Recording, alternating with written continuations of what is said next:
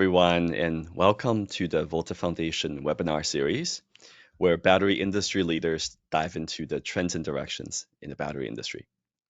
My name is Yen. I'm the Executive Director at the Volta Foundation. Thank you, everyone, for joining in today. If this is your first time joining a Volta Foundation program, welcome officially to the largest network of battery professionals globally. Our webinar series is one of 15 programs organized by Volta Foundation. We're a nonprofit organization dedicated to supporting the growth of the battery industry. In just this past year, we've hosted over 40 in-person and virtual events.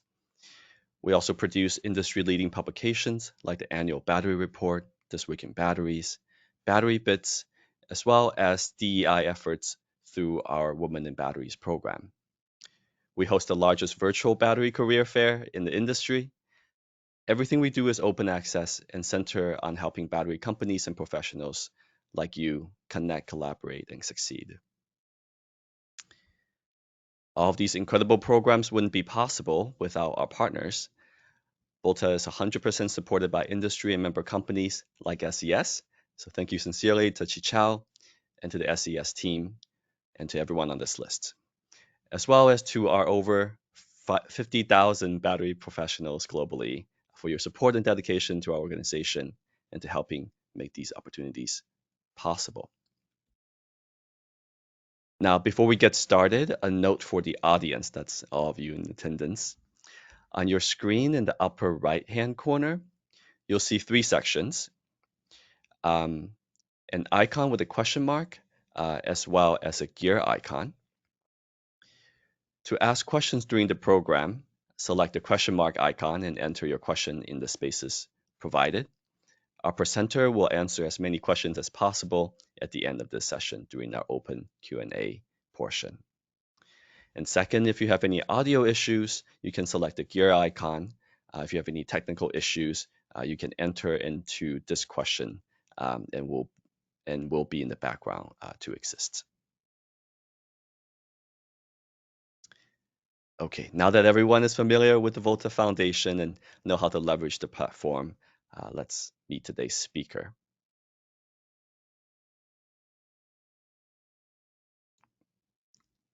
All right, today's speaker, we have Dr. Qichao Hu. Qichao is the founder, chairman, and CEO of SES AI Corporation. SES is a world leader in the development and manufacturing of high-performance lithium-metal batteries for automotive and transportation applications. Founded in 2012, SES is an integrated lithium-metal battery manufacturer with strong capabilities in materials, cells, modules, AI-powered safety algorithms, and recycling. Today, SES is backed by leading global automakers including General Motors, Hyundai, Honda, Geely, and Shanghai Auto, as well as financial investors such as SK, LG, Coke, Temasek, and Foxconn. SES is headquartered in Boston with operations in Shanghai and Seoul. Before founding SES, Qichao received his PhD in applied physics from Harvard and his BS in physics from MIT. So please join me in welcoming Qichao. So thank you for joining us. Thank you, Jan. All right, well, Qichao, before we dive into the details of SES's groundbreaking work in lithium metal batteries and AI, I'd like to start off by asking for a hot take, perhaps something that's going to be thought-provoking and get the conversation going. All right, so Qichao, what's a bold prediction or controversial opinion you have about the future of our industry or about EVs? Hot take. I don't think it's controversial. I think it's a bit bold. I think the future of battery has to be in AI, and here's why. If you look at safety, right? Like no battery is going to be safe enough at scale without AI. No battery. And if you look at even very established large companies with very mature chemistries at scale, at 1 million vehicles a year, that's 1 billion cells a year, you will always have defects, and the defects will lead to fires, and so it's how to manage safety at scale. And And I think the only way to do that is with AI. And I think the other area in battery where AI will play a key role is innovation.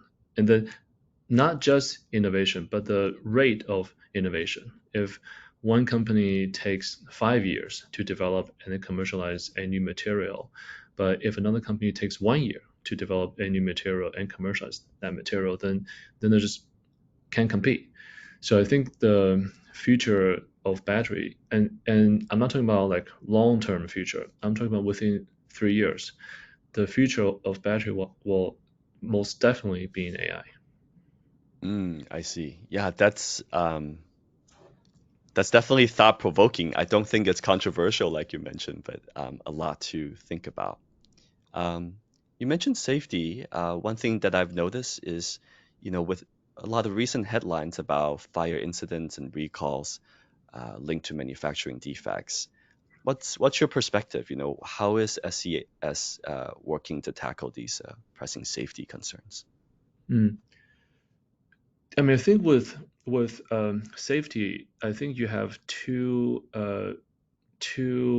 perspectives. One is just inherent safety, like is the material, the chemistry, is that safe? And then another is, as I mentioned earlier, safety at scale, like practical safety. When you make 1 billion cells a year for 1 million vehicles a year, so I think inherent safety, I think we're making some progress. And then in the past, there was this industry trend to move to higher energy density. But then once you go to higher energy density, then you inevitably risk safety. And inherent safety, I'm talking about like proven inherent safety at scale in real tests, not some lab scale solid state, but like actual stuff. Mm, And all these cells catch on fire. I mean, all these cells you can run different safety tests and then make them catch on fire. mm, Um, so I think inherent safety is how can we increase the energy density, but then still keep minimum safety. And I don't think anyone expects like 100% inherent safety, but it's got to be a, minimum safety, inherent safety threshold. So it's also one of the reasons why LFP, people are very interested in LFP, even though the energy density is not as exciting, it's safer. And then when it's safer, it's actually cheaper, and then it's more reliable. And I think the other aspect is once you've selected the chemistry, how do you actually manage safety when it's being manufactured at scale, and then when it's deployed in the field at scale? And I think that you have to rely on traditional quality manufacturing process, traditional battery management system, and then plus on top of that, just new AI approach. mhm. Okay, Chichao, thank you so much. It's really important to focus on this very nuanced view of safety at the chemistry level, manufacturing level, the system level. So thank you for that. Yeah. Speaking of energy density and safety, I've noticed that there's a recent headline um, uh, for SES becoming the first company to have its 100 amp hour lithium metal automotive cell successfully passing the global EV safety standard test. I believe it's GB 38031 for all the Yes. audience members. So this is a major milestone, obviously, for battery safety. Can you tell us more about the significance of this certification and what does it mean for the broader commercialization effort for SES's batteries? Yeah. So we work on lithium metal, and then as a new chemistry, it's a higher energy density chemistry, and the stigma in the industry is when you have not just lithium metal, but any high energy density chemistries, and in particular lithium metal, you always lose some in safety. So by us passing this GB 38031, we demonstrate, and this is just inherent naked hardware safety, like without any BMS, any AI software, we demonstrate that it can be safe enough. It can be safe enough. It's no more dangerous than the batteries that OEMs have deemed as safe enough for EV applications. Um, and this is a result of a lot of material work, so including cathodes. We did a lot of work on the cathodes. Actually, we have found in terms of inherent safety, cathode contributes to inherent safety more than electrolyte, more than the anode. For example, Oh, interesting. if you use a high nickel cathode, doesn't matter if it's solid or liquid electrolyte. Doesn't matter if it's a graphite or lithium metal anode. It's the choice of material for the cathode that actually dominates the inherent safety. So we can you can build a lithium metal cell or lithium ion cell with liquid electrolyte, with LFP cathode, with high nickel cathode, with blends, and you'll see the cathode really dominates the inherent safety. So a lot of work went into cathode safety Mm, improvement, and of course electrolyte. We have been working on electrolytes for many years to make it safer, and also this electrolyte will enable denser, smoother plating of lithium on the anode, and then also on the separator, coatings on the separator. So a lot of work went into the material side. And also at the engineering level, I mean, we have a large 100 amp hour pouch.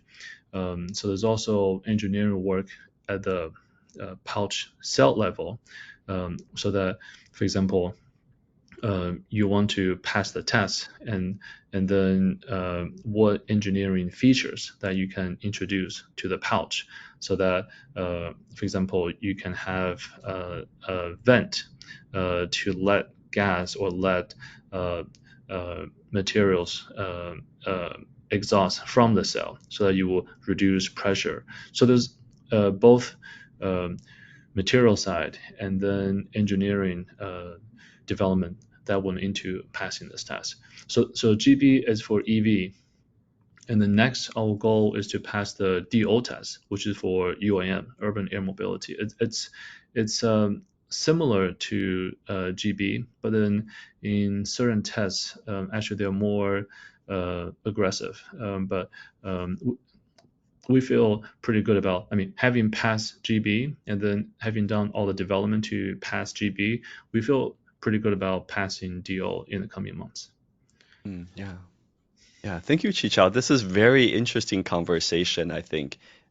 It's wonderful to get the nuance and all of the learning um, that SES has accomplished to really reach this goal. I think when you read the press release, it just says passing a test, but Yeah, really this is a demonstration of your expertise in yeah. cathode, separator, electrolyte, all of the above. Yeah. So yeah, I really mean, good insight. the baseline is you fail the test. That's Yeah. the Yeah, baseline. it's easy to fail it for sure. Yeah, Yeah, yeah. A lot of things have to be done in an excellent way to pass the test. yeah. Yeah. Okay. Well, so the headline for this conversation is about AI, and in reading and preparing for this, I see that SES has integrated artificial intelligence into various parts of your operation, including manufacturing, safety, materials discovery, all of which are very interesting. Can you share how your collaboration with partners like NVIDIA is helping SES harness advanced computing capabilities for battery innovation? Yeah. Um, so our AI work are really divided into two buckets. One is on the material side. We call that molecular universe. That's really AI for science. And another on the safety side. So there's AI for manufacturing and AI for safety, really to ensure once the cells are in the vehicles, then trying to guarantee safety. So on the AI for science, molecular universe side, what we are trying to do is again, most battery companies don't make money because they are making a commodity. So uh, even the big ones, like at best, make maybe single digit, maybe 10% uh, uh, profit margin. So it's really slim, and actually in most cases it's negative. Like most battery companies have negative margin. There's a joke like when the battery company sells a battery to a car, like they sell a battery with a bag of cash, right? So Yeah. so you lose money, and this is because the stuff that they make are not differentiated. And then even if you introduce a new chemistry, which is quite exciting, for example, next gen stuff like lithium metal or even high silicon, but even if you introduce a new chemistry, you should expect it will get copied. Like the moment you sell a lithium metal cell, people will copy it, especially if it works well. The more powerful, more impressive this new cell works, the more and the faster people will copy that. Like you should expect that. So the lead that any next gen technology can have, like nowadays in 2024, it's maybe 18 months. Mm. IPs, all that, like really don't protect you. So it's about rate of innovation, not just innovation, but rate of innovation. And then how can we do that? So the idea of molecular universe is okay. Let's just use brute force. Like the thing about traditional R&D is you rely on human scientists, and then a lot of that is based on their knowledge, their experience, but also luck, right? Like most people find a new electrolyte, new whatever. It's based on luck, and then you get lucky, you find something, and then you explain like how you find it, but really you got lucky, like it's luck. So we want to take luck out of the equation, so we just use brute force. We compute. Okay, let's look at small molecules because we historically have been working on electrolytes, and we have a lot of human knowledge experience in electrolyte. So let's see how we can remove luck out of the equation. So what's in electrolyte? Small organic molecules, and how many possible small organic molecules are there? 10 to the 11th. Yeah, a So lot. let's just yeah, it's like 100 billion. It's like somehow 10 to the 11th is also the entire human population that ever lived. Uh, Hmm. so 100 billion. So let's just compute all the basic physical, chemical, electrochemical properties of 10 to the 11th molecules. Let's do that, like homo, lumo, melting point, boiling point, solubility, like electrochemical window, all that stuff. And this has never been done before. Like the battery industry has been around since the 1980s, but no one has done this scale of computation because it's not because the idea is new. The idea has been around since 90s. It's because before the advent of like the latest Hopper 100 GPUs, if you use CPU, it will probably take thousands of years. So not practical. But with the latest H100, a lot of the computations can happen much faster. And then so it's both advent of new compute hardware, so you can actually run this computation faster, and also the development of new AI models, so that you don't need to compute as much. So both you can compute things faster, and also you don't need to compute as much. For example, 10 to the 11th, 100 billion, you probably only need to compute about 100 million molecules, and then that that is enough to train these models to be accurate enough to make predictions on the entire 10 to the 11th. So both more powerful compute power, just brute force computation, and more sophisticated AI models that can learn and then make predictions more accurately just based on 1% or even 0.1% of actual data. This has really changed everything about how we come up with new molecules. So we're no longer stuck with just less than 1,000 unique molecules that Mhm. people write about in publications in the last 30 years. Now we actually have the tools to explore and map just all the possible molecules, and then see and then understand their properties. And so once you have this library, then it's very powerful, because then you can use this library to solve, for example, the one problem that we care about the most is Coulombic efficiency for lithium metal, because we work on lithium metal. But you could easily use that to tackle low temperature fast charge for silicon, right? Mhm. Or low temperature fast discharge for LFP graphite. So once you have this library, you can use that to solve any electrical problems for any lithium ion, lithium metal, or even sodium ion batteries.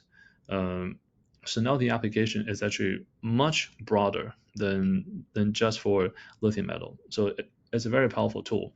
And then in terms of what we are collaborating, well, one is the compute hardware. It's it's actually not that straightforward to just like buy GPUs and then somehow it will just run faster. It actually depends on what kind of calculation you do. These GPUs will have to be connected and optimized in a certain way so it's most efficient, and also the softwares that you use to run the computations. For example, if you just do DFT, density function theory, to get homolumo, there are lots of different ways of doing that. But then uh, if you really optimize like this software and the compute hardware cluster, then you could get 8 times faster, 10 times faster. So that means Mm. if it takes 10 years, well, now it's 1 year. So now within a year, with enough compute power and optimized software and optimized software hardware cluster, you can actually get to 10 to the eighth, even 10 to the ninth small molecules, and just brute force compute all the molecular properties, and then feed that to train models that can give you very accurate predictions. So now Mm. this is a very powerful tool. And then once we have this, so we are in addition to AI, we're still a battery company, right? So we can take the molecules and then synthesize the recommended molecules. A lot of these are totally new structures that have never been synthesized before. So then we take to our uh, synthesis labs and actually make the molecules and then formulate electrolyte testing cells and then validate. So at the end of the day, it's not just pure battery, it's not just pure AI, but it's the intersection of AI and batteries, because eventually we are not a pure AI company in the sense that we just sell a model. We are still a battery company. We want to sell this electrolyte that was developed using this AI. So that's on the AI for science part. And then on the safety side, most of so lithium, it's, for good and bad, lithium metal historically has had this stigma that's not safe enough. So it's quite vulnerable to any manufacturing defects, and more so than lithium ion. So we had to develop a quite robust manufacturing quality process, more so than the standard lithium ion. And then we would incorporate all the AI tools. I'll give you a few examples. Say, for example, on average, a cell. So when we were in A sample, it had about 300 quality checkpoints. Now B sample is about 2,000 quality checkpoints, and then later it'll have 3,000. So each of that, about 80% of that, you check for 100% of the cells that you make. About 5% of that you check 1% to 2% of the cells that you make. This is just for cost efficiency. And then the 1% 2% that I'm talking about, like CT, ultrasound, X-ray, a lot of the imaging tools. So and the ones that you do the imaging, you can see defects, and the ones that you don't do imaging, you have no way of knowing. So, and then a lot of these imaging files are quite big. And then with GPU, a faster computer, you can actually process this. Like CT pictures, a lot of these are like 3D renderings. Quite, it'll be quite slow if you just use a normal computer. And then also there are softwares that were developed in the medical imaging field. Like when you do a physical checkup and then do a CT, there's a really sophisticated rendering of the image. That really, so compared to that, the CT imaging software in the battery space is like baby level, Mm, extremely rudimentary. So you can take the CT software developed in the medical imaging space, optimize that, and then use that for battery manufacturing. So now you can process these data much faster, and you can extract more data, more information from these images, and then you can also take this and then train this model so that the model can be trained on that 1% or 2% of the actual data, but then make prediction on that remaining 98% of cells that you did not do CT, and then tell you, okay, the cells that you did not do CT, if it has an issue or not, mm, and then allow you to pull that off the line. So you save costs, and then you capture the escape defects. Um, so you so that does not end up in a cell. That does not end up in a car, which later will have a fire. So those are the two main areas: the molecular universe, the science side, and then Avatar, which is more on the manufacturing and safety. I see. Well, Chichao, thank you so much. It's really, really deep thoughts around how AI and more computation can help solve some of the really fundamental problems in the battery industry. Um, So it's interesting that you mentioned AI can help you stay ahead with materials discovery and be differentiated and be more competitive. One thing that I notice SES being already ahead of the competition is reaching the B sample qualification stage with Hyundai in the press release in April, which is a very major step towards commercialization. So, can you help us understand this milestone and how it positions SES as a leader in lithium metal battery development? How were you able to do this ahead of of your competitors? Yeah, um, this B sample really means a lot to us. I mean, part of it is the traditional improvement at the material level and then at the engineering level, and we really demonstrated that this big 100 amp hour lithium metal cells could actually meet their target specs. But what's more exciting to us about this B sample is this line that we're putting together for Hyundai in the Wuhan facility will also be the first line that actually has all three AI installed. Oh, So, interesting. Mm, yeah. So AI for science, AI for manufacturing, and AI for safety. So AI for science, electrolytes for future generation of lithium metal. We will be using AI for science, this molecular universe, the findings, and then roughly every 3 months or so, the molecular universe that model goes through an iteration of training, and then it will produce roughly 50.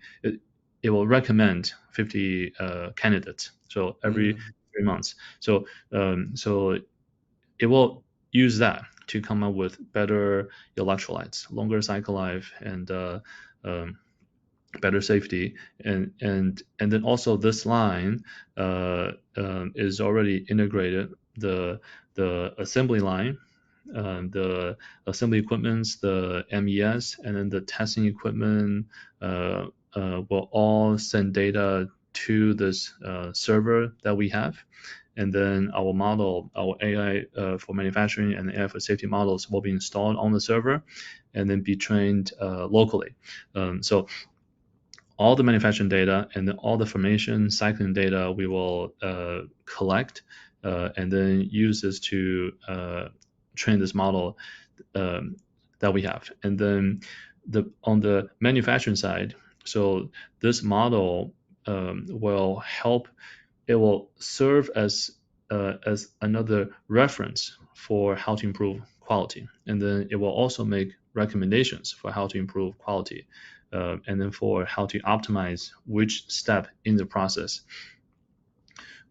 Sometimes, for example, in the traditional method of optimizing formation, formation is quite challenging, and then if you don't do it well, you could have a major fire.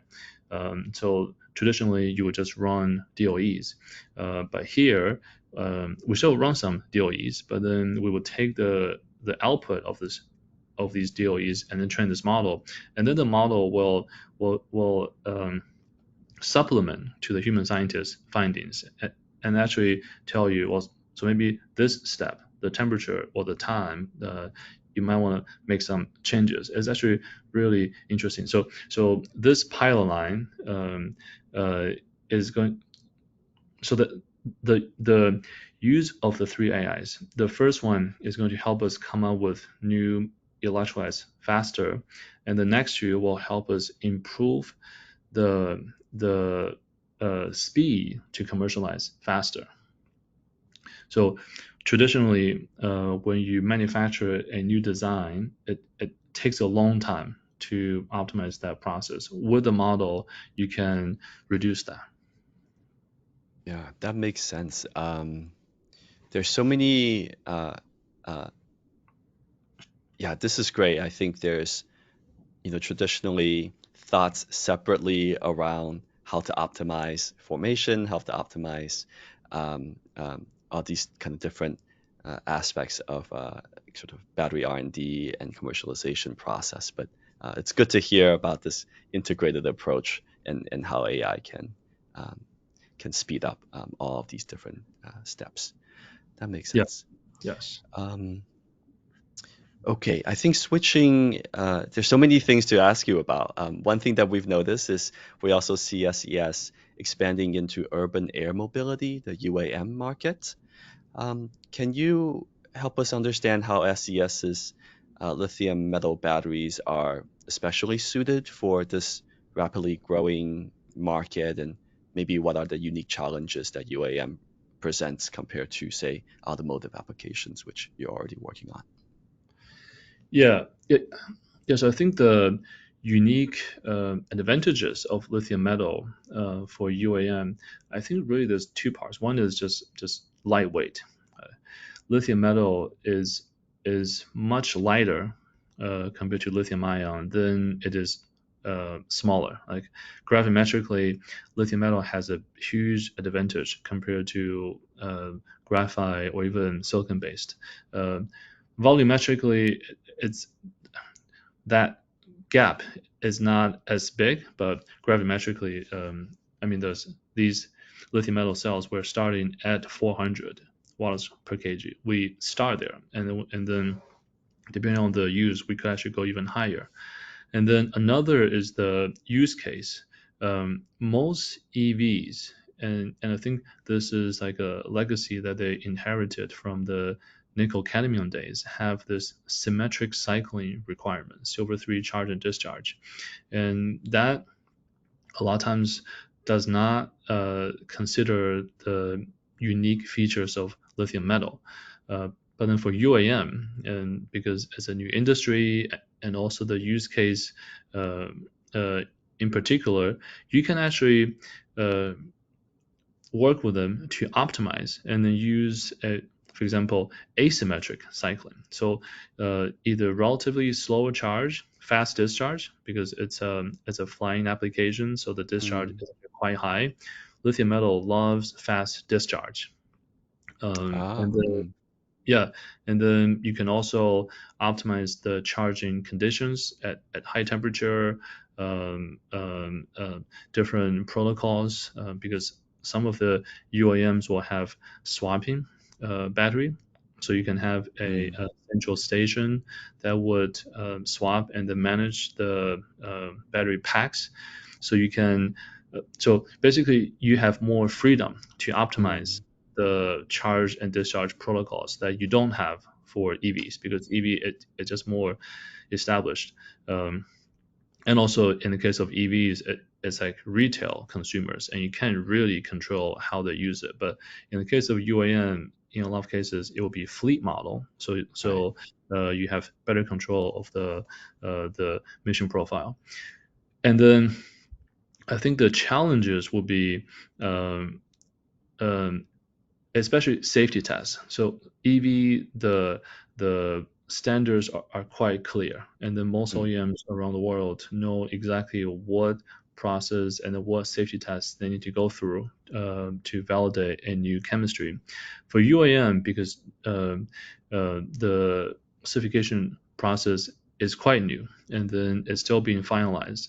A lot of them don't really know what tests they have to do and have to pass in order to certify and validate a new chemistry. So with UAM, it's like we work with them trying to figure out what tests we have to pass. Of course, there are these basic that we're going to pass, but but I think that's also an opportunity. So if we can influence what tests to pass, and then we customize to the use case, then I think it's a because it's a newer market, we have a chance to influence the standards.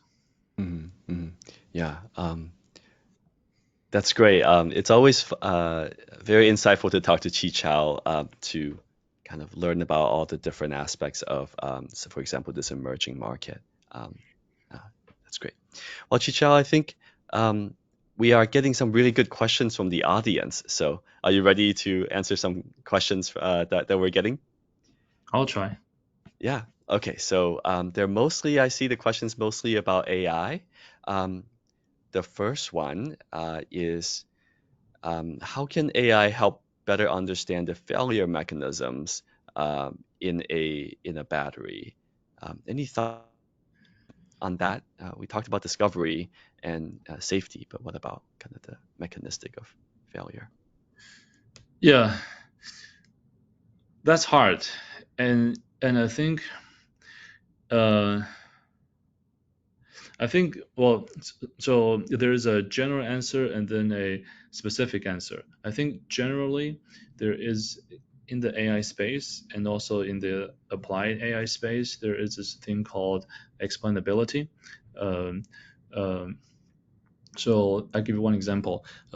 We have physics-based models.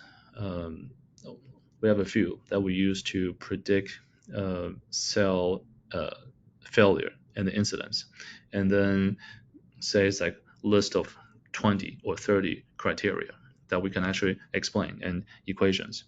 But then this AI for safety, once we train it with several tens of thousands of cell data, it will come up with 2,000 of criteria.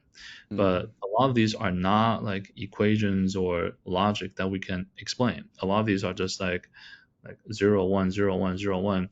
We cannot really explain that, but they work, and then they can catch things that the 21 physics-based criteria cannot catch.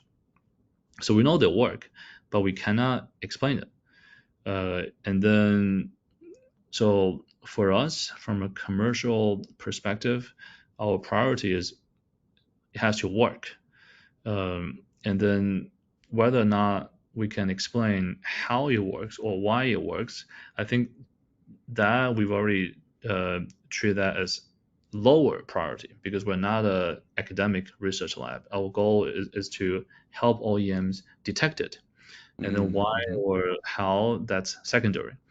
Um, So that's the general answer. The specific answer is, um, so one thing we so the way that we collaborate between the AI team and the human team is the AI team will identify which cell will have features that will lead to a failure before it fails, because a lot of times these failures are fires or explosions, and then once that happens, then it's hard to study that because it's just it's just a pile of debris. Like you can't really do much analysis on that.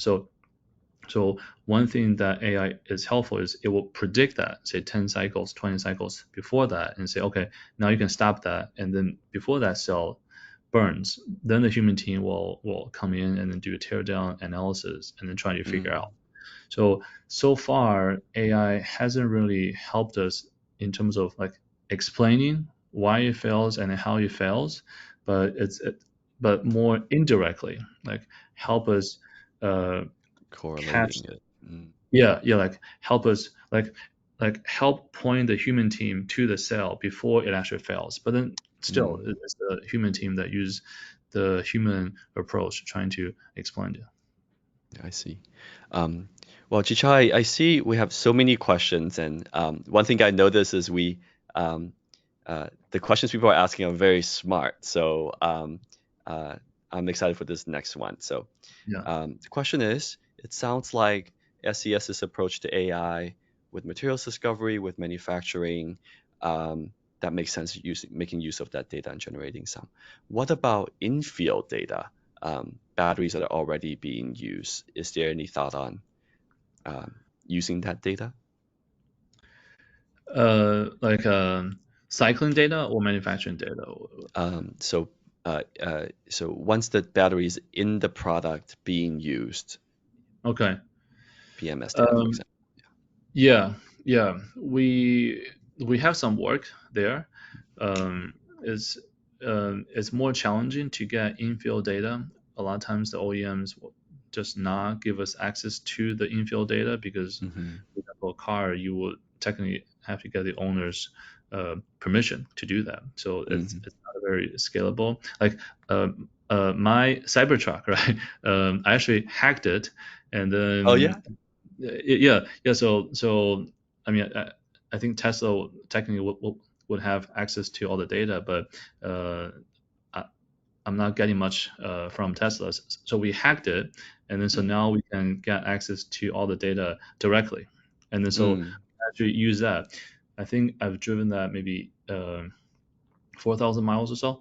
But so all the charge, discharge, rest, parking data, so all that we use to train our avatar model. So Yeah. yes, we could Oh, that's so definitely interesting. Yeah. uh, yeah, get access to like infield data. Um, it's not as clean, it's not as organized, and it's not as scalable as like um, uh, pilot scale testing. But yeah, and actually, I think down the road, our goal is to get access either directly or indirectly through the OEM to the field Mm. data. Hmm. Yeah, I think there's intuition about the infield data being very useful and have lots of signals in it. So yeah, Yes, that's yes, that's great. yeah. Um, uh, more questions about AI. This question is about input signals. So what are you feeding the models? And the question asking is, are you mainly looking at cycling electrochemical data like voltage current, or are there other signals that you are looking at? Like previously you mentioned the image CT, things like that. So what are all the different input signals that you're using? Any thoughts on Yeah, that? so it depends on the three AI work that we have. For the AI for science, then the input signals are the molecular properties of the molecules, like the structures, the homolumo, the solubility, the basically the basic properties of these molecules and the structures. Um, and then for manufacturing, then it's just all the data, all the manufacturing data that we collect Mm. from the MES. Some are some we collect for 100% of the cells we make. Some we collect for 1 or 2% of the cells we make, including the images. And then for the safety, in-field safety, then it's mostly cycle life data, charge, rest, discharge, sometimes also temperature, pressure. I see. Yeah, yeah.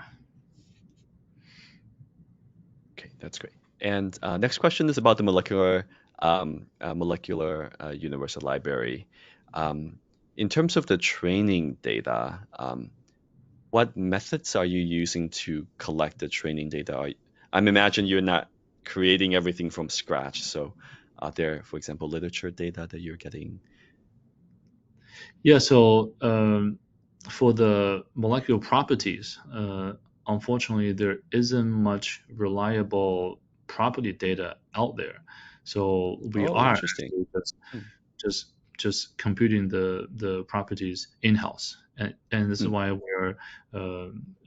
have all those GPUs, and basically the goal is to use them to compute these properties, just brute force.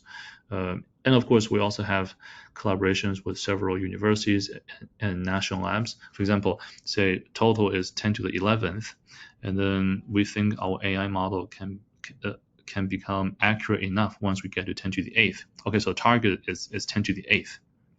Okay, hmm, hmm. then in house we do 10 to the 7th, 10 to the 8th, and then different universities and the national labs, each one we will give them 1 million molecules and then ask them to compute and then come back to us in 3 months, 6 months. So we will do a lot of the computation in house, and then we will also spread some to other entities with Oh, okay. compute So there's power. collaboration there. Yeah, I see. Okay, yeah. okay. So here, basically, we are creating that data, and then in terms, so in addition to that, we are also taking like papers, all the battery papers, all the Mm. organic chemistry papers, material science papers, some books, and then turning them into PDFs, and then using those to train the models. Oh, So that's great. those are Yeah. yeah, yeah. So those definitely exist out there, and then so Hmm, those we can use. But then the property data we actually compute in house. hmm, hmm. Okay, that's great. That's thank you for that. For more detail on that. Next question from MIT. Someone's really curious to hear you say that the cathode material has a big influence on the safety profile of lithium metal batteries.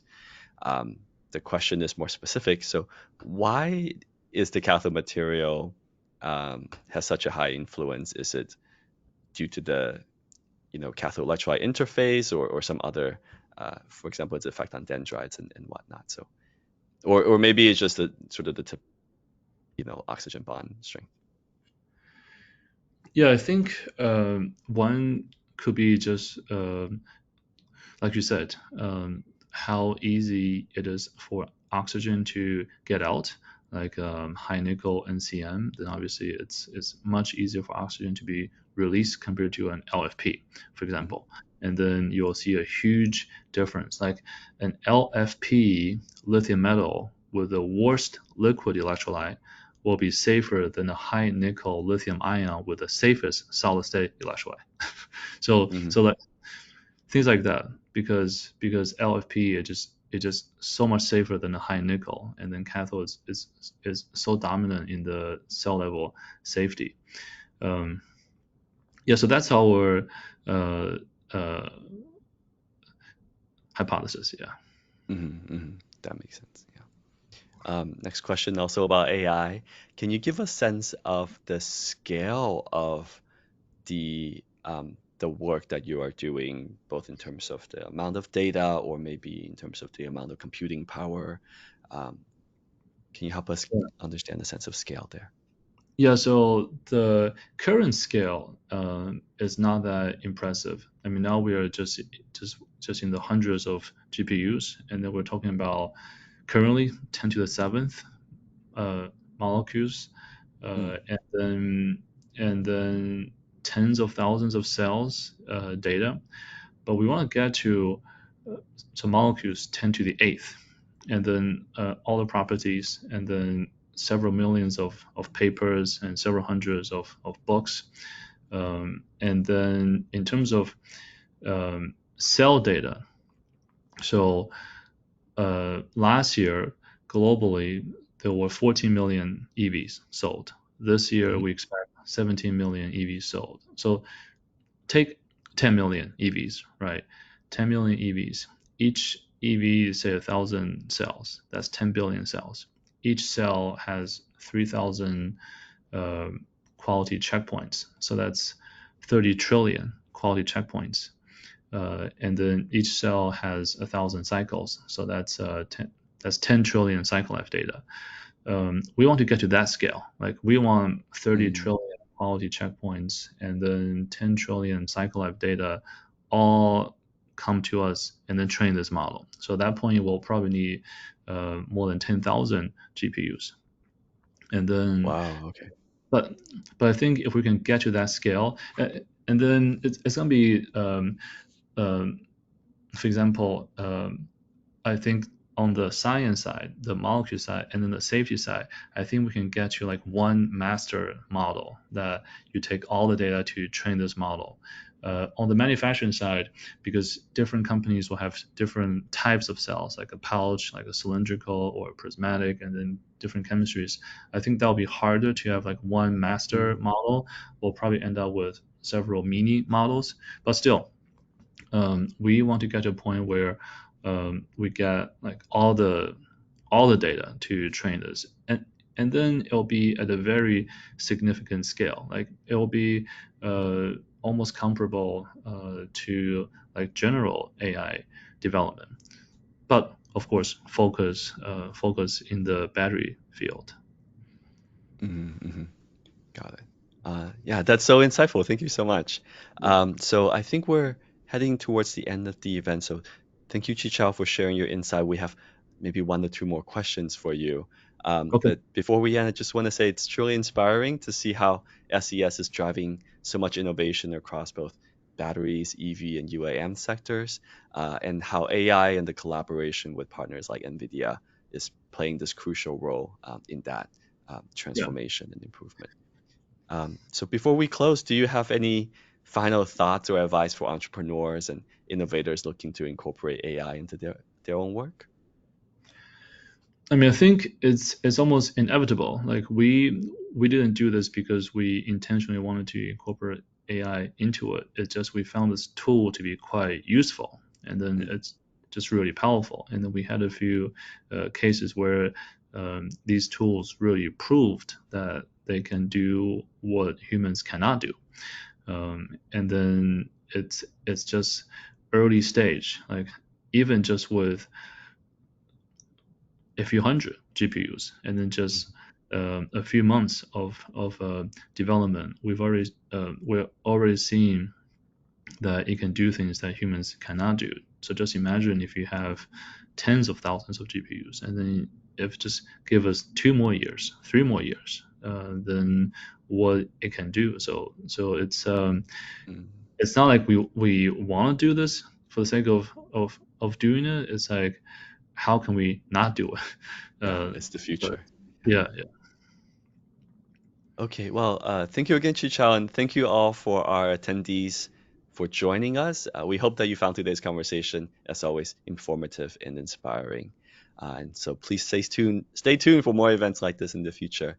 I think this will be the conclusion for today's event. Yeah. okay. Thank you, Ian. Thank you, Thanks, everyone. everybody. Yeah. Thank you.